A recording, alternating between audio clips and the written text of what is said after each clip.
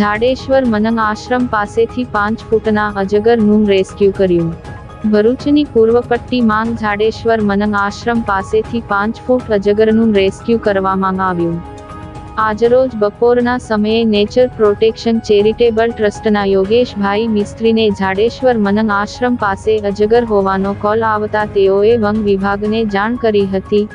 One વિભાગના માર્ગદર્શન હેઠળ નેચર પ્રોટેક્શન ચેરિટેબલ ટ્રસ્ટના સભ્યો હિરેન શાહ, રમેશ દવે સહિત સ્થળ પર પહોંચી 5 ફૂટના અજગરનું રેસ્ક્યુ કર્યું હતું, જેનું મેડિકલ ચેકઅપ બાદ સહી સલામત અનુકૂળ વાતાવરણમાં છોડી મૂકવામાં આવ્યો હતો.